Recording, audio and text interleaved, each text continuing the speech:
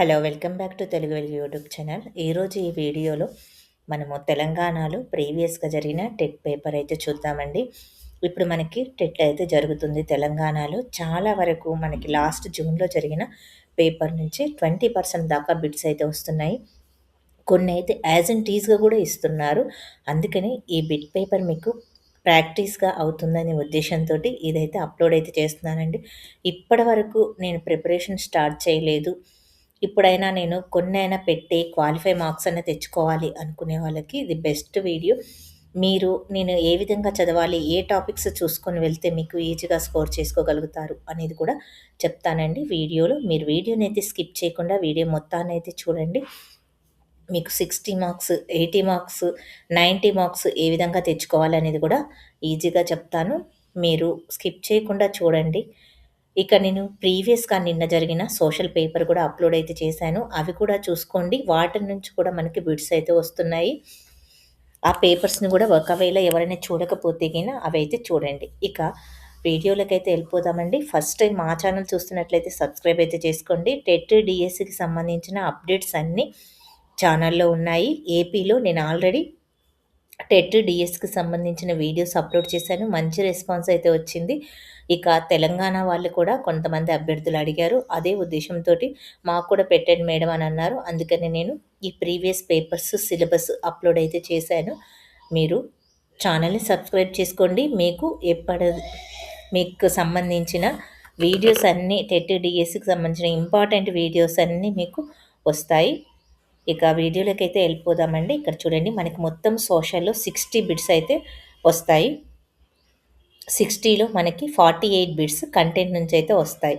ఈ 48 బిట్స్‌ని మీరు దీంట్లో ఒక్క బిట్ కూడా పోకుండా మీరు ప్రాక్టీస్ అయితే చేయాలి. అవి ఏ ఏ టాపిక్స్ చదవాలి అనేది మనము సివిక్స్‌కి ఎంత టైమ్ స్పెండ్ చేయాలి, ప్లస్ హిస్టరీకి, జియోగ్రఫీకి, ఎకనామిక్స్‌కి ఏ టాపిక్స్ మీద ఎక్కువగా ఫోకస్ చేయాలి అనేదైతే చూద్దాము. నేను బిట్స్ చెప్పుకుంటూ బిట్స్‌తో పాటు దానికి రిలేటెడ్‌గా ఎలాంటి బిట్స్ వస్తాయి అనేది కూడా చెప్తాను. మీరు వీడియోని స్కిప్ చేయకుండా చూడండి. ఇక చూడండి ఫస్ట్ మనకి భారతదేశంలోని దీవులకు సంబంధించి సరికాని స్టేట్మెంట్ ఎక్కువగా మనకి సరికాని స్టేట్మెంట్స్ ఎక్కువగా ఇస్తున్నాడంటే ఇప్పుడు ప్రెజెంట్ కూడా అదే చూడండి. ఇక మనకి భారతదేశంలో దక్షిణ కోన లక్షద్వీప్ ద్వీపంలో ఉంది అనేదైతే ఇది సరికాని సమాధానం కాబట్టి ఇక్కడ చూడండి దీవుల రకరకాల వృక్షాలు జీవ జంతు జాతులకు ప్రఖ్యాత గావించాయి. లక్షద్వీపుల మొత్తం భౌగోళిక విస్తీర్ణం 32 చదరపు కిలోమీటర్లు.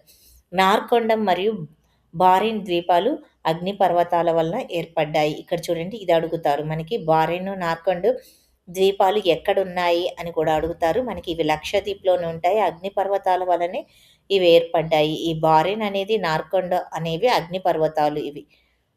ఎక్కడున్నాయి అని అడుగుతారు. వీటిని ఏ పర్వతాలు అని అంటారని గూడా అడగొచ్చు మీకు ఈ క్వెషన్. ఖచ్చితంగా మనకి అగ్నిపర్వతాల నుంచి ఒక బిట్ అయితే వస్తది. మనకి భారతదేశంలో ఉన్న అగ్నిపర్వతాలు ఏమిటి? మనకి వివిధ ఖండాల్లో ఉన్న అగ్నిపర్వతాలు ఏంటి అనేది గూడా అడుగుతారు. పర్వతాల్లో ఉద్భవించిన గంగా నది ఈ ప్రదేశంలో మైదానానికి చేరుకుంటుంది. మనకి నదులలో నుంచి గూడా మనకి తూర్పుకు ప్రవహించే నదులు, పడమటికి ప్రవహించే నదులు అడుగుతారు. వాటి జన్మస్థానం అడుగుతారు. ఎన్ని కిలోమీటర్లు ప్రయాణిస్తున్నాయని కూడా అడుగుతారు చూడండి. ఇక్కడ మనకి మైదానము అనైతే అడిగారు కాబట్టి ఇక్కడ హరిద్వార్ దగ్గర మైదానంలాగా ఉంటుంది. జన్మస్థలాలు అవి చూసుకోండి. కృష్ణ, గోదావరి, తపతి మన దక్షిణ భారతదేశంలో ప్రవహించే నదులు, ఉత్తర భారతదేశంలో ప్రవహించే నదులు, హిమాలయ నదులు కూడా అడుగుతారు. మూడిటినైతే చూసుకోండి. వేసవికాలం చివరి నాటికి దీపకల్ప భారతదేశంలో మామిడికాయలు త్వరగా పండటానికి మరియు ఇతర తోటలు పెరగడానికి ఇవి దోహదపడతాయి. మనకి ఇక్కడ చూడండి వేసవి కాలంలో చివరి నాటి చిరుజల్లులు మనకి ఇవి ఋతుపవనాలకు సంబంధించినవి ఎక్కువగా వస్తాయి. ఈ ఋతుపవనాల్లో చూడండి వ్యాపార పవనాలు, సంవహన పవనాలు, ఈశాన్య ఋతుపవనాలు వలన ఎక్కడ వర్షం ఇప్పుడు మనకి ఈరోజు ఉన్ నిన్న పేపర్‌లో మనకి సంవహన వర్షపాతం గురించైతే వచ్చింది. ఇక్కడ ఋతుపవనాలు మనకి ఎప్పుడు ప్రవేశిస్తాయి భారతదేశంలో, ఎప్పుడు ఉత్తర భారతదేశంలో ప్రవేశించి మన దక్షిణ భారతదేశానికి ఎప్పుడు వస్తాయి, నైరుతి ఋతుపవనాలు ఎప్పుడొస్తాయి, ఈశాన్య ఋతుపవనాలు ఎప్పుడు వస్తాయి, ఎక్కడ వర్షాలు పడతాయి ఈశాన్య ఋతుపవనాల వలన అనేది అడుగుతారు. అది కూడా చూసుకోండి. అసలు వర్షము ఈ పవనాల వలన కురియని ప్రాంతాలేమిటి? ఈ నైరుతి ఋతుపవనాల వలన వర్షం కురువని ప్రాంతాలేమిటి అనైతే అడుగుతారు. ఈశాన్య ఋతుపవనాలు గూడా అంతే. తిరోగామి ఋతుపవనాలంటే ఏమిటి? పురోగామి ఋతుపవనాలంటే ఏంటి? అలా గూడా అడుగుతారు. ఇది చూసుకోండి. ఇక్కడ శిశు మరణాల రేటు మనకి జనాభా నుంచి గూడా ఒక బిట్ అయితే ఖచ్చితంగా టెట్‌లో అయితే వస్తది. మీరు ఆ జనాభా టాపిక్‌నైతే చూసుకోండి. మనకి మీ జనాభా వృద్ధి రేటు గురించి నిన్న జరిగిన టెట్‌లో అయితే ఆ బిట్ అయితే వచ్చింది. ఒక నిర్దిష్ట జనాభా మరియు కాల వ్యవధిలోని 1000 సజీవ జననాలకు 1 సంవత్సరం కంటే తక్కువ వయసున్న పిల్లల మరణాల సంఖ్యని శిశు మరణాల రేటు అనైతే అంటారు. మీకు జనాభాలో ఏ విధంగా చూసుకుంటారంటే ఫస్ట్ జనాభా మన అత్యధిక జనాభా ఏ రాష్ట్రాల్లో ఉంది? మన భారతదేశంలో. అత్యల్ప జనాభా ఉన్న దేశాలు. మొత్తం ఒక 5 వరుస క్రమాలు చూసుకోండి. ఒక్కొక్కసారి వరుస క్రమం పెట్టమనైతే అడుగుతారు. ఇక దాంట్లోనే జనాభాలో శాతం అడుగుతారు. అక్షరాస్యత ఎక్కువగా, తక్కువగా ఉన్నది అడుగుతారు. ఇంకా మన కేంద్రపాలిత ప్రాంతాలను గూడా అడుగుతారు. జనాభా పెరుగుదల రేట్ అడుగుతారు. ప్రీవియస్‌గా మనకి ఫస్ట్ జనాభా ఎంత ఉంది? 2011లో ఎంత ఉంది? అని గూడా అడుగుతారు. మరణాల రేట్ అడుగుతారు. 0-5 సంవత్సరాల వరకు ఉన్న జనాభా ఏంటి అనేది అడుగుతారు. ఇలాగ జనాభా గురించైతే మీరు చూసుకోండి. దీనికి జనాభాలో ఇలా రిలేటెడ్‌గా టాపిక్స్ చూసుకోండి. ఆఫ్రికాలో ఈ దేశాన్ని తరచుగా రాగి దేశము అని పిలుస్తారు. ఆఫ్రికాలో ఉన్నదాన్ని జాంబియా అని కూడా అంటారు. క్రింది వాటిలో భూమి ఘనపరిమాణంలో దాదాపు 83% ఉండే పొర ఏమిటి? మనకి ఇక్కడ భూపటలము, భూప్రావారము ఉన్నాయి కదా! ఈ పొరల నుంచి కూడా ఒక బిట్ అయితే వస్తది. దాంట్లో ఉన్నటువంటి ఖనిజాలు భూపటలంలో ఏ ఖనిజాలుంటాయి? భూప్రావారంలో ఏ ఖనిజాలుంటాయి? భూకేంద్ర మండలంలో ఏవుంటాయి? అనేదైతే అడుగుతారు. దీని నుంచి కూడా ఒక బిట్ ప్రతి సెషన్‌లో అయితే వస్తుంది. ఇది ఖచ్చితంగా ఈ టాపిక్‌నైతే మీరు చూసుకోండి. చూడండి 83% అనేది భూకేంద్ర మండలంలో ఉంటుంది. మీరు భూప్రావారం అంటే ఏమిటి చూసుకోండి. ఇక ఈ దేశంలో, ఈ ప్రదేశాల్లో తయారు చేయబడినటువంటి చీరలు ప్రత్యేకమైన డిజైన్‌లు మరియు రంగులతో కూడి ఉంటాయి. ఇవి ఇతర పట్టు చీరల కంటే చాలా భిన్నంగా ఉంటాయి కాబట్టి, ఇది భారతదేశంలో పేటెంట్ పొందినటువంటి మొట్టమొదటి చేనేత వస్త్రాలు. ఈ చేనేత వస్త్రాల నుంచి కూడా నిన్నటి సెషన్‌లో కూడా మనకొక బిట్ అయితే రావడం అయితే జరిగింది. ఈ టాపిక్ కూడా మీరు చూసుకోండి. పోచంపల్లి చీరలు, గద్వాల్ చీరలు, బెనారస్ చీరలు ఎక్కడ ఉత్పత్తి అవుతాయి? వేటి నుంచి తయారు చేస్తారు అనేది కూడా చూసుకోండి. ఇక మానవ అభివృద్ధి రేటు ఈ టాపిక్ నుంచి మనకి నిన్న ఒక బిట్ అయితే వచ్చింది. ఈ మానవ అభివృద్ధి సూచికను కూడా మీరు నేర్చుకోండి. మనకు ఆ మానవ అభివృద్ధిని ఎప్పటినుంచి ప్రారంభించారు? ఏ తేదీ నుంచి మనకు అమల్లోనికి వచ్చింది? మన భారతదేశం ఎన్నో స్థానంలో ఉంది? మొదటి స్థానం ఏమిటి? చివరి స్థానం ఏమిటి? అనేది కూడా గుర్తుపెట్టుకోండి. మన తెలంగాణలో మానవ అభివృద్ధి సూచీకి ఉన్నటువంటి చైర్మన్స్ ఎవరు? అనేది కూడా చూసుకోండి. ఇక్కడ ఆసియా దేశంలో తలసరి ఆదాయము దేన్ని మానవాభివృద్ధి సూచీని ఏ విధంగా కొలుస్తారు అనేది కూడా చూడండి. తలసరి ఆదాయము వ్యక్తి జీవితంలోని సగటు కాలము, పాఠశాల విద్యా సంవత్సరాల సగటు మొదలైన ప్రతి అంశంలోనూ ముందున్న దేశం ఏమిటి? ఇక్కడ చూడండి మనకి శ్రీలంక. మానవ అభివృద్ధి సూచీలో 2018 అయితే అడిగారు. ఇప్పుడు ప్రస్తుతము మనకి 2022, 24 ఇట్లా ప్రతి ఇయర్ అయితే వస్తుంది కాబట్టి మీరు చూసుకోండి. పునరుత్పాదక వనరు అంటే ఏమిటి? వినియోగించబడుతున్నప్పటికీ ఉనికిలో ఉండే వనరు. అక్షాంశాలకు సంబంధించి సరికాని స్టేట్మెంట్. మనకి అక్షాంశాలు, రేఖాంశాల నుంచి కూడా టెట్టులో ఖచ్చితంగా ఒక బిట్ అయితే వస్తుంది. మనకి రేఖాంశాలు ఒక్కొక్కసారి టైం ఇస్తాడు. ఈ ఈ ఈ టైంలో మనకి ఏ ఎక్కడ ఉంటుంది రేఖాంశము అనేది అడుగుతారు. ప్లస్ అక్షాంశాలంటే ఏమిటి? రేఖాంశాలంటే ఏమిటి? అక్షాంశాల వల్ల మనకేం ఏమొస్తుంది? రేఖాంశాల వల్ల మనకేం ఋతుపవనాలొస్తాయి కదా! మనకి రేఖాంశాల వలన ఋతుపవనాలొస్తాయి. అక్షాంశాల వలన ఏం జరుగుతుంది? అనేది కూడా అడుగుతారు. అక్షాంశం అనే పదము అవును. వీటి పదాలు కూడా మీరు గుర్తుపెట్టుకోండి. అక్షాంశం అనేది ఏ పదం నుంచొచ్చింది? రేఖాంశం అనేది ఏ పదం నుంచొచ్చింది? ఇంకా గ్రీనిచ్ రేఖాంశం అంటే ఏమిటి? 23.5 డిగ్రీల రేఖాంశము ఎన్ని రాష్ట్రాలు గుండా పోతుంది? ఆహ్, భూమధ్య రేఖ ఎక్కడ ఉంది అనేది గూడా అడుగుతారు. 0 డిగ్రీల రే అక్షాంశాన్ని ఏమంటారని గూడా అడుగుతారు. ఈజీ ఈజీ క్వెషన్స్ కూడా అడుగుతారు. మనం దాంట్లో కన్‌ఫ్యూజ్ అవుతుంటాము. ఇక్కడ సరికాని సమాధానం అయితే అడిగారు. మనకి ఏ డిగ్రీలలో ఉన్న అక్షాంశాలు అనేది కూడా అడుగుతారు చూడండి. ఆర్కిటిక్ వలయము, అంటార్కిటిక్ వలయం కూడా అడుగుతారు. అక్షాంశాల విలువ 0-90 డిగ్రీల ఉత్తర మరియు దక్షిణాల వరకు ఉంటాయి. ఇక ఉత్తరం వైపు ఉన్న అక్షాంశాన్ని ఎన్‌తో మరియు దక్షిణం వైపు ఉన్న అక్షాంశాన్ని ఎస్‌తో వాటి దిశలను సూచిస్తాము. అన్ని అక్షాంశాల్లో భూమధ్య రేఖ అతి పెద్దది. ఇక్కడ చూడండి, అన్ని అక్షాంశాల్లో పెద్దది ఏంటి అనేది అడుగుతారు. దాంట్లో మనము భూమధ్య రేఖ అనే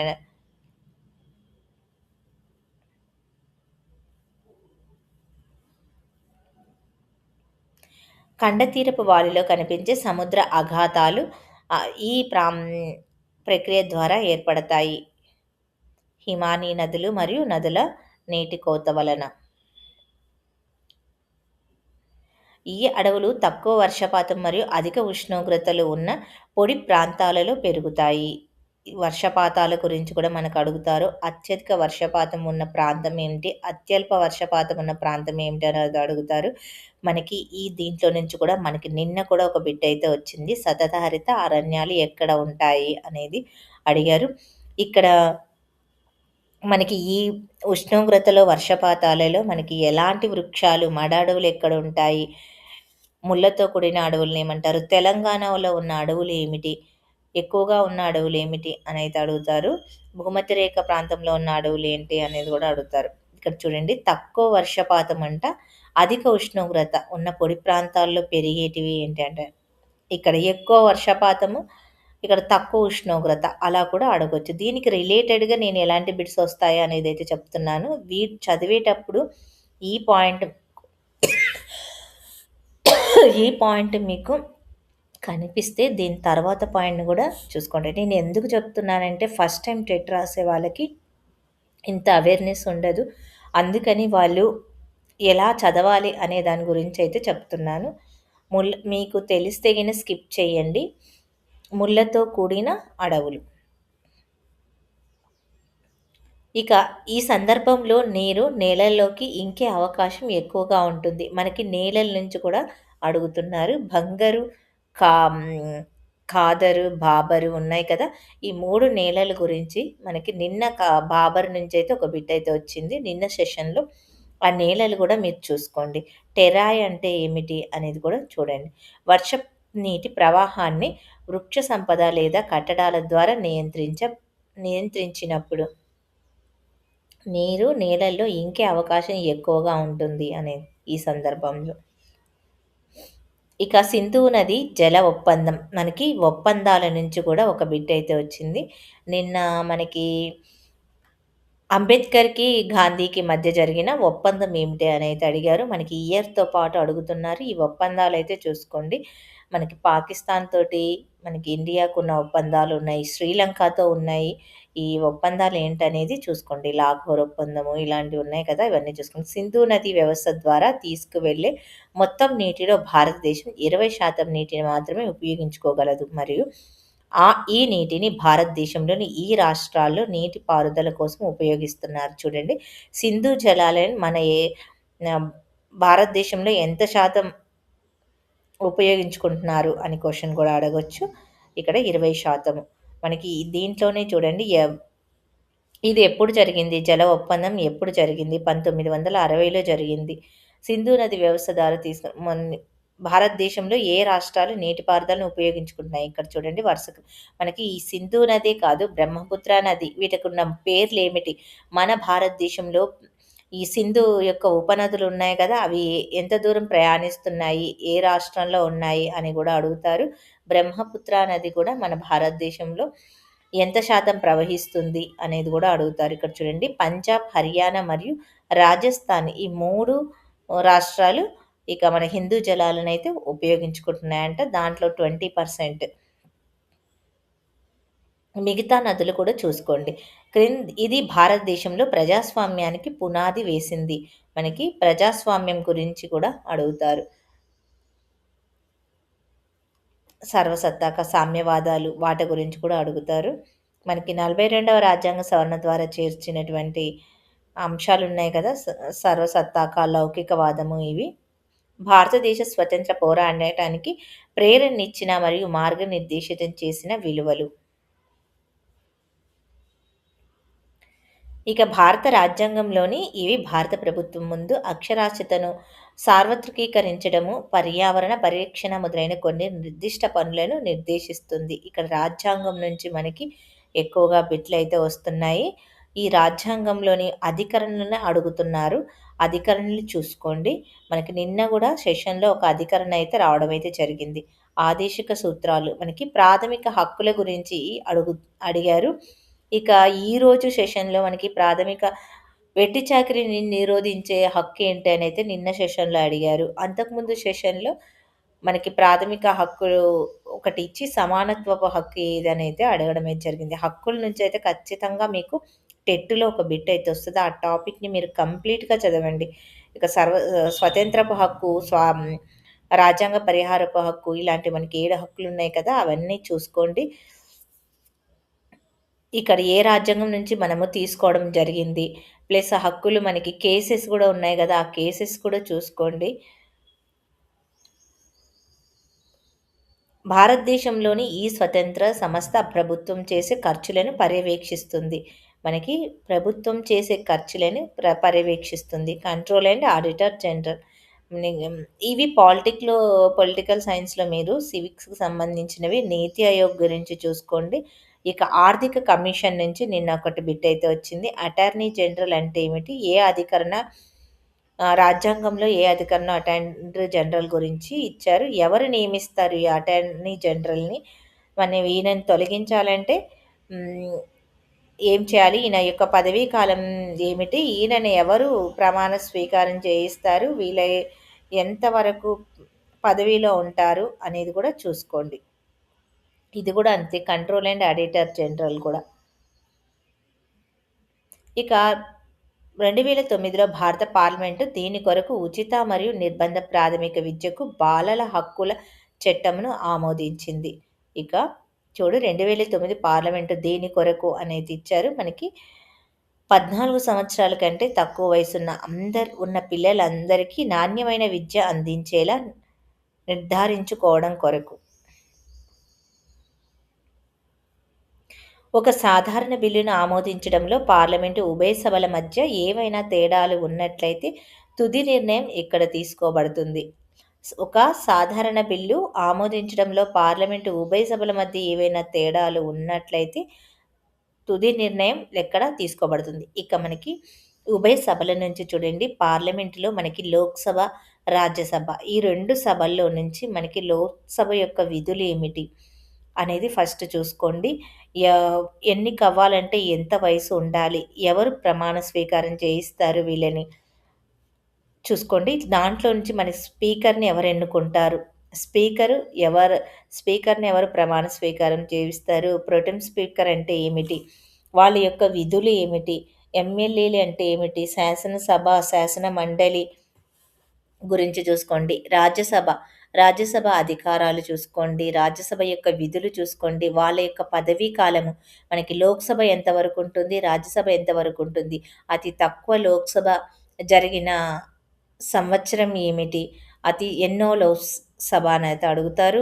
రాజ్యసభలో మనకు ప్రతి 2 సంవత్సరాలకి పదవీ విరమణ చేస్తూ ఉంటారు ఆళ్ళను. ఎవరు అనైతే అడుగుతారు. లోక్‌సభ పదవీ కాలం ఎంత? అది ఏ సభ? ప్రత్యక్ష సభనా? పరోక్ష సభనా? ఇలా గూడా అడుగుతుంటారు. ఇవి చిన్న చిన్న బిట్లే కానీ మీరు కన్‌ఫ్యూజ్ అవుతుంటారు. అందుకని లోక్‌సభ గురించి, రాజ్యసభ గురించి మీరు క్లియర్‌గా చదువుకోండి. మనకి ఉపరాష్ట్రపతిని కూడా అడుగుతుంటారు. ఉపరాష్ట్రపతులు వరుస క్రమము, రాష్ట్రపతుల యొక్క వరుస క్రమము మనకు ప్రెజెంట్ ఉన్న రాష్ట్రపతి ఎవరు? ప్రెజెంట్ ఉన్న ఉపరాష్ట్రపతి ఎవరు? ప్రెజెంట్ ఉన్న స్పీకర్ ఎవరు? ఇలాంటి క్వెషన్స్ ఈ పార్లమెంట్‌కి సంబంధించి అడుగుతారు. పార్లమెంట్‌లోని బిల్లులు ఎవరు ప్రవేశపెడతారు? ఆమోదం పొందాలంటే ఒక బిల్లు మనకి ఆమోదం పొందకుండా ఉండాలి మళ్ళీ ఎన్ని రోజుల్లోపు మన ఆమోదం పొందాలి అనేది కూడా అడుగుతారు. ఈ సమావేశాలు మనకి శాసనసభ సమావేశాలు ఎప్పుడు జరుగుతాయి? శీతాకాల సమావేశాలు ఎప్పుడు జరుగుతాయి? మొదట మనకు ప్రారంభించేది ఎవరు? ఇలాగా అడుగుతారు. మనకి ఎన్నికైన తర్వాత ఎవరు నియమించుకుంటారు అనేది గూడా అడుగుతారు. ఇక్కడ చూడండి పార్లమెంటు ఉమ్మడి సమావేశం అయితే తీసుకుంటారంట. ఇక్కడ ఉభయ సభల మధ్య ఏవైనా తేడాలు ఉన్నట్లయితే తుది నిర్ణయం ఇక్కడ జరుగుతుంది. పార్లమెంటు ఉమ్మడి సమావేశంలో జరుగుతుంది. ఇక్కడ నాట్ అనేది ఇచ్చారు కదా! చూడండి మనకి సవరణలు చూడండి. ఇక్కడ 42వ రాజ్యాంగ సవరణ, 44వ రాజ్యాంగ సవరణ, 86వ రాజ్యాంగ సవరణ ఇవి ఉన్నాయి కదా! ఇవైతే మీరు చూసుకోండి. ఈ సవరణ నుంచి మనకి నిన్న గూడా ఒక బిట్ అయితే వచ్చింది. మీరు ఈ సవరణలు ఖచ్చితంగా చూసుకోండి. ఒక బిట్ అయితే వస్తుంది. ఇక 42వ సవరణ లక్ష్యం కాదు అనేది ఇచ్చారు. విద్యను ప్రాథమిక హక్కుగా చేర్చడం అనేది లక్ష్యమైతే కాదు. ఎన్నికల వివాదాల నుండి కోర్టులను మినహాయించడం అనేది 42వ రాజ్యాంగం యొక్క లక్ష్యం. న్యాయ వ్యవస్థను పార్లమెంటుకు లోబడి ఉంచడము. రాష్ట్ర ప్రభుత్వాలతో పోల్చినప్పుడు కేంద్ర ప్రభుత్వానికి ప్రభుత్వాన్ని బలోపేతం చేయడం. ఇక కేంద్ర ప్రభుత్వం 2013లో క్రిమినల్ న్యాయ సవరణ చట్టాన్ని ఆమోదించింది. దీనిని ఈ విధంగా కూడా పిలుస్తారు. మనకి ఇక్కడ చట్టాలు గూడా అయితే అడిగారు నిన్న. నిన్న ఏ చట్టం అడిగారంటే ఈ 2013లోనే మనకి నిర్భయ చట్టం గురించి అడిగారు. ఈ సెషన్‌లో కూడా ఇదే బిట్ అయితే వచ్చింది చూడండి. 2013 క్రిమినల్ న్యాయ సవరణ చట్టాన్ని. ఇది బిట్ నిన్న వచ్చింది. మళ్ళీ ఈ ప్రీవియస్ పేపర్‌లో బిట్లు మీకొస్తున్నాయి ఎక్కువగా. అందుకని ప్రీవియస్ పేపర్‌లు చూడండి. శివునికి ఆరాధ్య దైవంగా భావించిన నటరాజ విగ్రహం ముందు గానీ లేదా శివాలయంలో కానీ సైనికులు యుద్ధానికి వెళ్లే ముందు ఆవేశంతో ప్రదర్శించే నృత్యం ఏమిటి? మనకి ఈ తెలంగాణలోని నృత్యం కాబట్టి ఇది పేరడి నృత్యము. ఈ భరతనాట్యము, గుస్సాడి నృత్యము, డప్పు నృత్యము ఇవి కూడా చూసుకోండి. ఎక్కడెక్కడ మన భారతదేశంలో ఉన్నాయి, ఏ రాష్ట్రాల్లో ఆ నృత్యాలు చేస్తారు అనేది చూసుకోండి. అంతర్జాతీయ న్యాయస్థానంలో మొదటి భారత న్యాయమూర్తిగా నియమితులైనటువంటి భారత రాజ్యాంగ ముసాయిదా కమిటీ రాజ్యాంగ సలహాదారుడు ఎవరు అనేది అడిగారు. చూడండి అంతర్జాతీయ న్యాయస్థానంలో మొదటి భారతీయ న్యాయమూర్తిగా నియమితులైన వారు సర్ బెనగల్ నరసింగరావు. వీటి ఆధారంగా కొత్త సమాజాన్ని నిర్మించడానికి జ్యోతిబాపులే సత్యశోధక సమాజంను స్థాపించారు. ఇక్కడ మనకి నిన్న ఈ సత్యశోధక సమాజం గురించి జ్యోతిబాపులే గురించి నిన్న మార్నింగ్ సెషన్లో ఒక బిట్ అయితే వచ్చింది. ఇదే బిట్ అయితే వచ్చింది. స్థాపించడానికి కారణాలు ఏమిటి అని అయితే అడిగారు. ఇక్కడ చూడండి సత్యము మరియు సమానత్వం. మనకి ఈ పేపర్లోనే ఇప్పుడు మనం 3 బిట్స్ అయితే చూసాము. సేమ్ బిట్స్ ఇచ్చారు. అందుకే ఈ ప్రాక్టీస్ చేస్తారనే నేను వీడియో అయితే చేస్తున్నాను. ఈ అంశాలలో ఉన్న అవకాశాన్ని పరిశీలించడానికి భారత ప్రభుత్వం సుప్రీంకోర్టు న్యాయమూర్తి జీవన్ రెడ్డిని నియమించింది. ఇప్పుడు మనకి సుప్రీంకోర్టులో కూడా చూడండి దీనికి రిలేటెడ్‌గా మనకి నిన్న సెషన్‌లో సుప్రీంకోర్టు ప్రధాన న్యాయమూర్తిని అడగడం అయితే జరిగింది. ఈశాన్య రాష్ట్రాలలో ఏఎఫ్ఎస్‌పిఏ చట్టాన్ని రద్దు చేయడం కోసము అనేదైతే జీవన్ రెడ్డిని నియమించారు. ఇక్కడ మనకి ప్రస్తుతము సుప్రీంకోర్టు న్యాయమూర్తినైతే అడిగారు. సుప్రీంకోర్టు యొక్క అధికారాలు మనకి సుప్రీంకోర్టు ఎప్పటినుంచి అమల్లోనికి వచ్చింది? ఏ చట్టం ద్వారా సుప్రీంకోర్టుని స్థాపించారు? దాంట్లో ఫస్ట్ ఉన్నటువంటి న్యాయమూర్తులు, న్యాయవాదులు సంఖ్య ఎంత? ప్రస్తుతం ఎంతమంది ఉన్నారు? వాళ్ళ యొక్క వయస్సు ఎంత? సుప్రీంకోర్టు ప్రధాన న్యాయమూర్తిని ఎవరు నియమిస్తారు? వారిని ఎవరు తొలగిస్తారు? వాళ్ళకున్న అధికారాలు, వాళ్ళకున్న వయస్సు ప్లస్ న్యాయమూర్తికి కావాల్సిన అధికారాలు, ఒక సుప్రీంకోర్టు ప్రధాన న్యాయమూర్తికి కావాల్సిన అర్హతలు ఏమిటి? ఇలాంటి క్వెషన్స్ అడుగుతారు. మీరు అందుకే ఇవి క్లియర్‌గా చదువుకోండి. సుప్రీంకోర్టు, హైకోర్టు కూడా చూసుకోండి. మానవ హక్కుల్లోని ఈ అధికరణ ప్రకారం ఎవరిని అకారణంగా అరెస్టు చేయకూడదు. ఇక్కడ బహిష్కరించకూడదు. నిర్బంధించకూడదు, బహిష్కరించకూడదు. ఇవి మనకి ఏ ఆర్టికల్ల నుంచి మనకి బిట్స్ అయితే వస్తున్నాయి చూసుకోండి.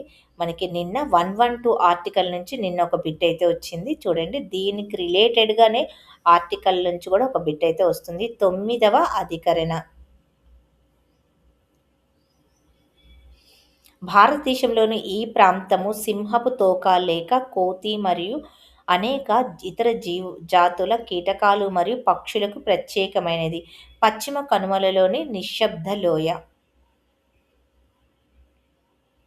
ఇక 1969లోని లిబియాలో రాచరికం రద్దు చేయబడింది మరియు అది తనను తానుగా ఈ విధంగా ప్రకటించుకుంది: డెమోక్రటిక్ లిబియన్ అరబ్ రిపబ్లిక్.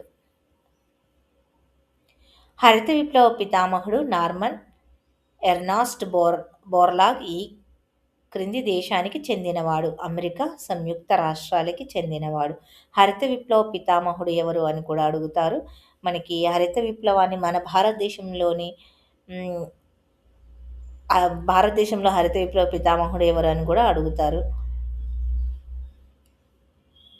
మన హరిత విప్లవంలో మనకి మొదట పండించిన పంట ఏమిటి అని కూడా అడుగుతారు. ఈ పంటలను ఆహారంగా మరియు పశువుల మేతగా ఉపయోగిస్తారు. ఆహార పంటలను చూసుకోండి. మన తెలంగాణలో ఎక్కువగా పండే పంట ఏమిటి? భారతదేశంలో ఎక్కువగా పండే పంట ఏమిటి? మద్దతు ధరలు కూడా అడుగుతారు. ప్రస్తుతం వరికి ఉన్న మద్దతు ధర ఏమిటి? గోధుమలకు ఉన్నటువంటి మద్దతు ధర అని అడుగుతారు. ఇక్కడ పరిశోధన కేంద్రాల గురించి కూడా బిట్లయితే వస్తాయి. మనకి వరి పరిశోధన కేంద్రము, పొగాకు పరిశోధన కేంద్రము, పత్తి పరిశోధన కేంద్రం ఎక్కడ ఉన్నాయి, చెరకు పరిశోధన కేంద్రాలు ఎక్కడ ఉన్నాయి, దానికి రిలేటెడ్‌గా మీరు చూసుకోండి. దాని గురించి అయితే చెప్తున్నాను. ఇక్కడ మొక్కజొన్న.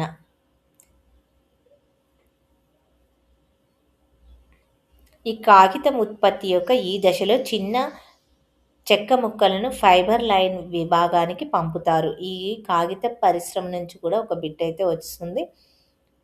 కలపగుజ్జు తయారు చేయడం. భారత ఆర్థిక వ్యవస్థలోని ఈ రంగంలోని అధిక సంఖ్యలో మహిళా ఉద్యోగులు పనిచేస్తున్నారు. వ్యవసాయ రంగం. ఈ రంగాలు చూసుకోండి. వ్యవసాయ రంగము, పారిశ్రామిక రంగము, సేవా రంగం నుంచి బిట్లు అయితే ప్రతి సెషన్లో ఒకటైతే వస్తుంది. మీకు డిఎస్సిలో కూడా ఈ రంగాల నుంచి ఒక బిట్ అయితే వస్తుంది. 1991 నూతన పారిశ్రామిక విధానం నుంచి కూడా నిన్న సెషన్లో ఒక బిట్ అయితే వచ్చింది. ఆర్థిక వ్యవస్థపై ఈ ప్రభావం చూపింది. అంటే చూడండి, ఇది వేగవంతమైన ఆర్థిక వృద్ధికి మరియు సరళీకరణకు దారితీసింది. క్రింది వాణి నుండి ద్రవ్యం యొక్క ప్రాథమిక విధిని గుర్తించండి. ఇదే బిట్ మనకి నిన్నటి సెషన్లో అయితే వచ్చింది. ద్రవ్యం గురించి. ద్రవ్యం యొక్క ప్రాథమిక విధి ఏమిటంటే ఇక్కడ మార్పిడి, మాధ్యమము మరియు విలువ యొక్క కొలత. ఇది బిట్ నిన్న ఆఫ్టర్నూన్ సెషన్లో అయితే రావడం జరిగింది. క్రింది వాటిలో ద్రవ్యాన్ని ఈ అకౌంట్లో డిపాజిట్ చేయడము వ్యాపారవేత్తలకు మరియు ఎక్కువ సౌకర్యవంతంగా ఉంటుంది.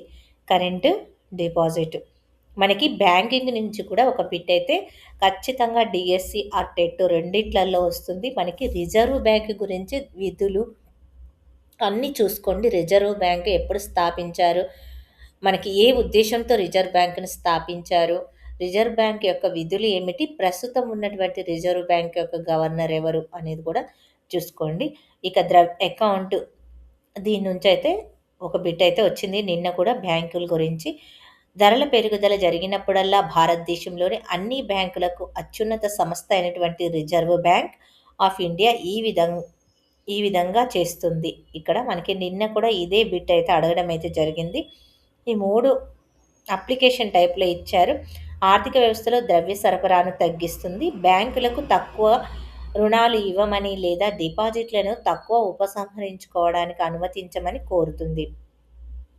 డిపాజిట్లకు చెల్లించే లేదా డిపాజిటర్లకు చెల్లించే లేదా డిపాజిటర్లను స్వీకరించే వడ్డీ చెల్లింపులను నియంత్రిస్తుంది. మనకి ఈ రిజర్వ్ బ్యాంక్ యొక్క విధులు అయితే ఖచ్చితంగా చూసుకోండి. దీన్ని అడుగుతారు. ఒక బిట్ అయితే వస్తుంది. దాన్ని ఖచ్చితంగా మీరు చదువుకోండి. 100% బిట్ అయితే వస్తది.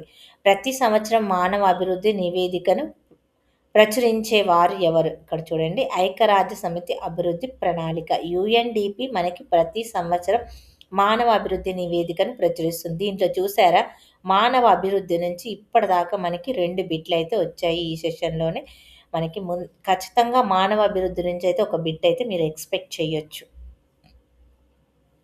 భారతదేశ ఆర్థిక సంవత్సరానికి సంబంధించి క్రింది వాటిలో ఏది సరియైన వ్యవధి అనేది ఇచ్చారు. ఆర్థిక సంవత్సరానికి సంబంధించి మనకి ఏప్రిల్ 1 నుంచి మార్చి 31 వరకైతే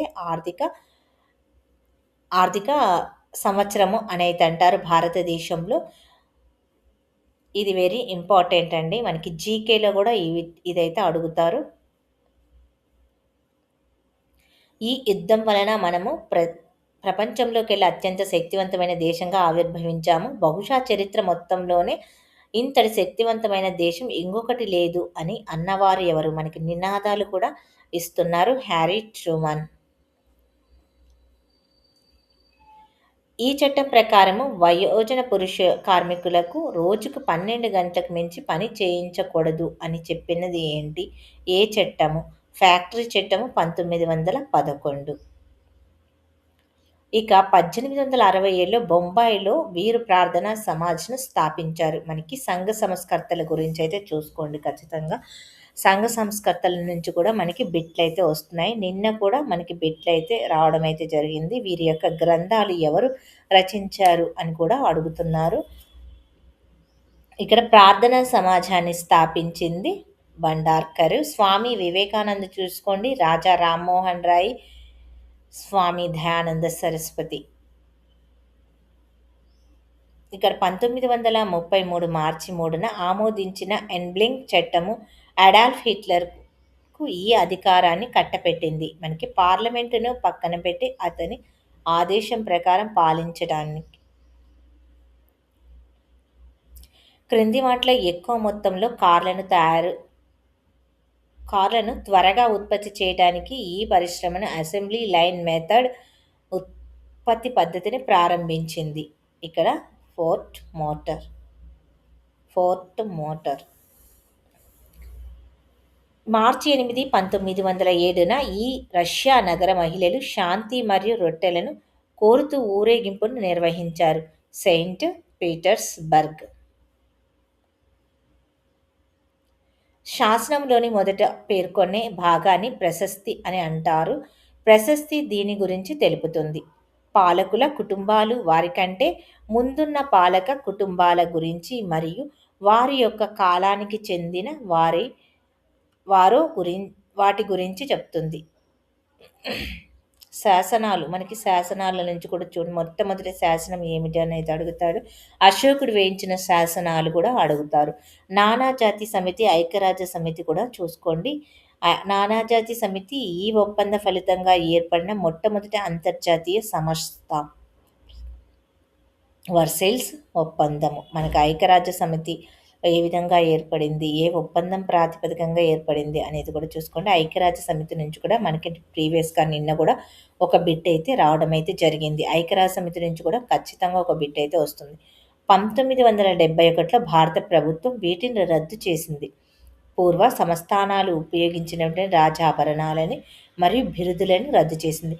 మనకి ఈ సంస్థానాలు విలీనమైనవి. ఈ సంస్థానాల నుంచి కూడా ఒక బిట్ అయితే వస్తుంది. మనకి ఈ సెషన్లో నిన్న మణిపూర్ గురించి ఎప్పుడు విలీనమైంది అని అయితే అడగడం అయితే జరిగింది. ఇప్పుడు నెక్స్ట్ ఈ సెషన్లో మనకి ఆఫ్టర్నూన్ సెషన్లో కూడా ఒక బిట్ వచ్చే ఛాన్సెస్ అయితే ఉంది. విలీనాలు చూడండి. సిక్కిము, హైదరాబాదు ఎప్పుడు విలీనమైంది, ఏ సంవత్సరము, డేటు కూడా అడుగుతారు. ప్రీవియస్ పేపర్లో కూడా అడిగారు. ఇదే మోడల్లో మనకి బిట్స్ అయితే వస్తున్నాయి. ఇక్కడ ఏ టాపిక్స్ నుంచి వచ్చాయో ఏ టాపిక్స్ నుంచి మనకి బిట్స్ రిపీట్ అవుతున్నాయి. 1915లో మదన్ మోహన్ మాలవ్య ఈ లక్ష్యంతో హిందూ మహాసభను స్థాపించారు.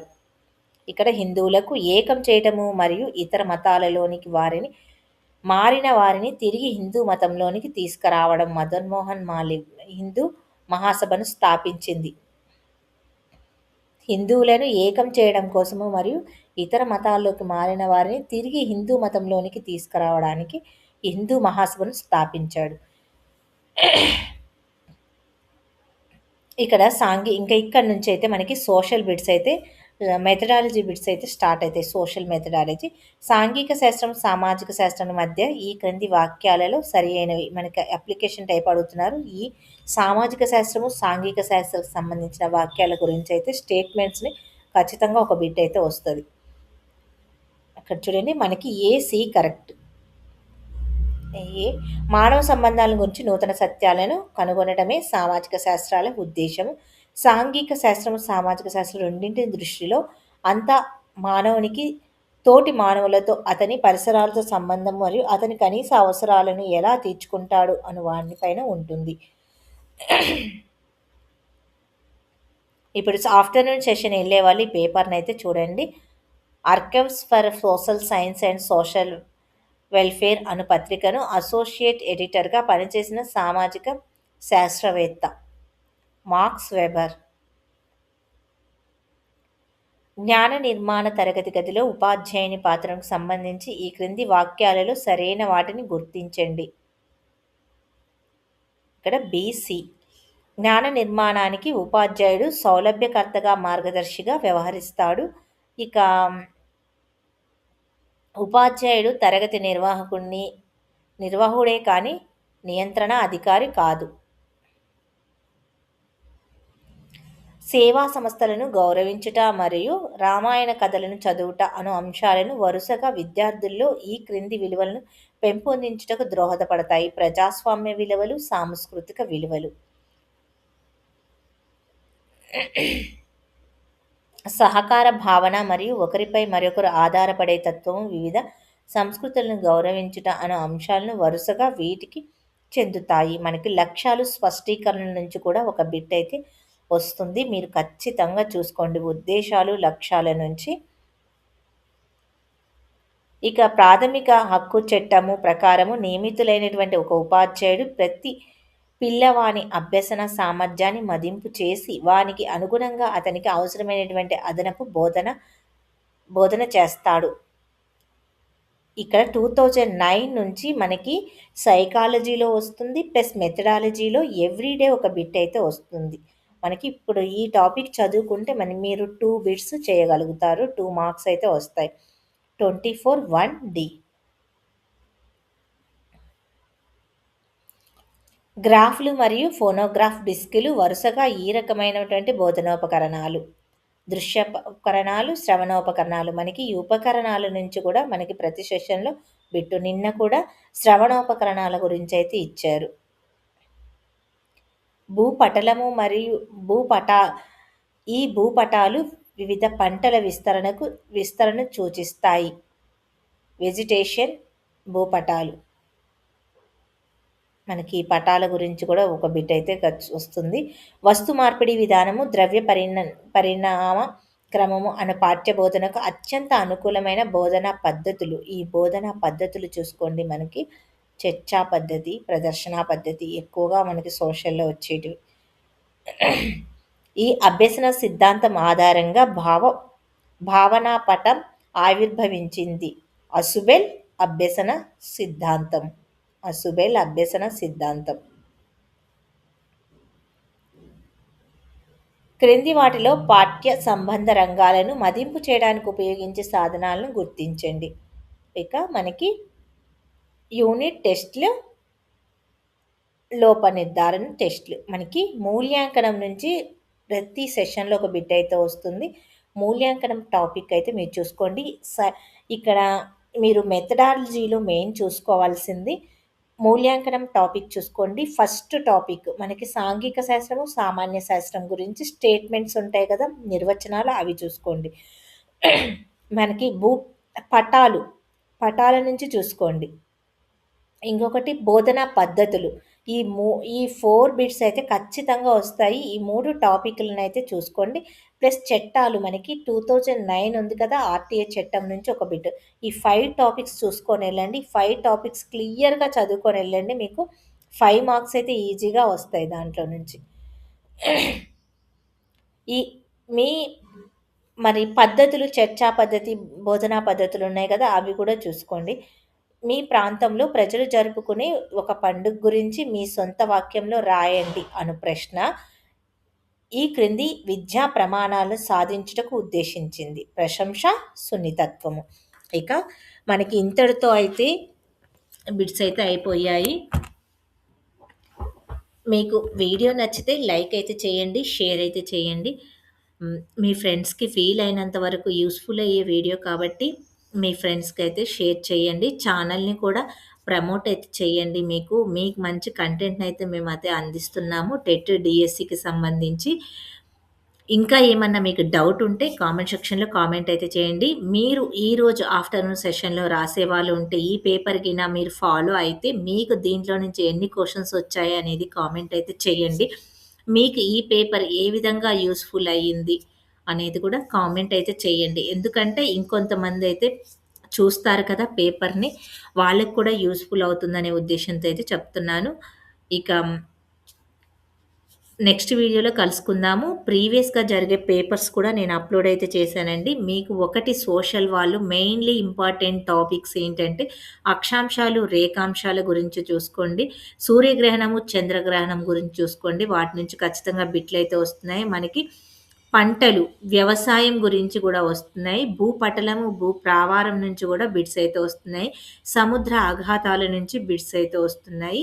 ఆఫ్రికా, ఐరోపా ఖండాల నుంచి ప్లస్ అగ్నిపర్వతాల నుంచి మనకి వస్తున్నాయి. ఈ 10 టాపిక్స్ నుంచి ఎక్కువగా వస్తున్నాయి కాబట్టి, ఆ 10 టాపిక్స్ మీరు చూసుకోండి. వర్షపాతాల గురించి అడుగుతున్నారు. మీరు ఈ 10 టాపిక్స్ జాగ్రఫీలో చూసుకోండి. ఇక హిస్టరీలోనేమో మనకి దీంట్లో తక్కువ వచ్చాయి బిట్స్. హిస్టరీలో మనకి కాకతీయుల గురించి, విజయనగర సామ్రాజ్యం గురించి, కుతుబ్ షాహీల గురించి అడుగుతున్నారు. వాళ్ళు ప్రవేశపెట్టిన నాణేలు అయితే అడిగారు మనకి. నిన్న గోల్కొండ రాజు ప్రవేశపెట్టిన నాణెం ఏంటి? హొన్ను నాణేనైతే అడిగారు. ఇంకా వాళ్ళ యొక్క ఆర్థిక పరిస్థితులు చూడండి. గుప్తులు, శాతవాహనులు, ఇక్ష్వాకుల గురించి అడుగుతున్నారు. ఆ బిట్స్ అయితే హిస్టరీ నుంచయితే మీరు చూసుకోండి. ఇక మనకి నెక్స్ట్ సివిక్స్ గురించయితే మనకి శాసనసభ, పార్లమెంటుకు సంబంధించింది. సుప్రీంకోర్టు నుంచి బిట్లయితే వస్తున్నాయి. నిన్న సుప్రీంకోర్టు ఇచ్చారు కాబట్టి, ఈరోజు హైకోర్టు ఇచ్చే ఛాన్సెస్ అయితే ఉన్నాయి. సుప్రీంకోర్టు, హైకోర్టుల నుంచి బిట్స్ అయితే చూసుకోండి. మనకి రాష్ట్రపతి, ఉపరాష్ట్రపతి, కంట్రోల్ అండ్ ఆడిటర్ జనరల్ గురించి వీటి గురించయితే చూసుకోండి. గవర్నర్ గురించి చూసుకోండి. స్పీకర్స్ గురించి కూడా చూసుకోండి. ఈ విధంగా వాటి గురించయితే సివిక్స్‌లో చూడండి. ఎకనామిక్స్‌లో మనకి బ్యాంకింగ్ నుంచి ఖచ్చితంగా ఒక బిట్ అయితే వస్తుంది. జాతీయ ఆదాయం నుంచి కూడా ఒక బిట్ అయితే వస్తుంది. ఇక ద్రవ్యోల్బణాన్ని గురించి బిట్ అయితే వస్తుంది. పేదరికము, జనాభా నుంచి బిట్లయితే వస్తున్నాయి. ఈ విధంగా మీకు ఈ మెయిన్ టాపిక్స్ ఒక 20 టాపిక్స్ 20, 25 టాపిక్స్ ఉన్నాయి. ఈ 25 టాపిక్స్ మీద ఎక్కువగా ఫోకస్ చేయండి. మీరు ఇది టెట్‌కే కాదండి. ఈ పేపర్ డీఎస్సీకి కూడా యూజ్‌ఫుల్ అవుతుంది కాబట్టి పేపర్‌ని ఎక్కువగా ప్రీవియస్ పేపర్స్‌ని చేయండి. మీకు 20% బిట్స్ అన్ని సైకాలజీ ప్లస్ తెలుగు అన్నిట్లల్లో గూడా ఇలాంటి బిట్సే వస్తున్నాయి.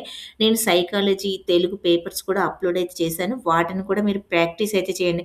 తెలుగులో అయితే పద్యం అయితే ప్రీవియస్ పేపర్‌లో ఏదైతే ఉందో అదే ఇవ్వడం అయితే జరిగింది. అందుకనే మీరు ప్రీవియస్ పేపర్స్ చేయండి. ఛానల్‌లో నేను రీసెంట్‌గా అప్‌లోడ్ చేశాను. మీరు ఫస్ట్ టైమ్ చూస్తున్నట్లయితే ఛానల్‌లోకి వెళ్లి ఆ వీడియోస్ కూడా చూడండి. నేను ఐ కార్డ్‌లో ఇస్తాను. ఎండ్ కార్డ్స్‌లో కూడా ఇస్తాను. వాటిని ప్రాక్టీస్ చేసి వెళ్ళండి. మీరు ఈజీగా స్కోర్ అయితే తెచ్చుకుంటారు. ఏమి చదవని వాళ్ళు కూడా ఈ టాపిక్స్ చదివి వెళ్ళండి. మీకు ఈజీగా 70 మార్క్స్ అయితే వస్తాయి. ఈ వీడియోస్ ఓన్లీ చూసి ఎళ్ళినా గానీ మీకు 70 మార్క్స్ అయితే వస్తాయి. ఇంగ్లీష్‌లో కూడా మీకు ఎక్కువగా మనకి present tense, past tense, articles, prepositions ఇవే అడుగుతున్నారు. ఈజీగా తెచ్చుకోవచ్చు. థాంక్ యూ అండి. మళ్ళీ నెక్స్ట్ వీడియోలో కలుసుకుందాం. లైక్ చేయడం మర్చిపోతున్నారు. అందరూ చూసిన వాళ్ళందరూ లైక్ అయితే చేయండి. హైప్ ఆప్షన్‌లో పాయింట్స్ అయితే ఇయ్యండి. మేము కొత్తగా ఛానెల్‌ని స్టార్ట్ చేశాం కాబట్టి మమ్మల్ని సపోర్ట్ అయితే చేయండి మీ లైక్స్ తోటి. Thank you.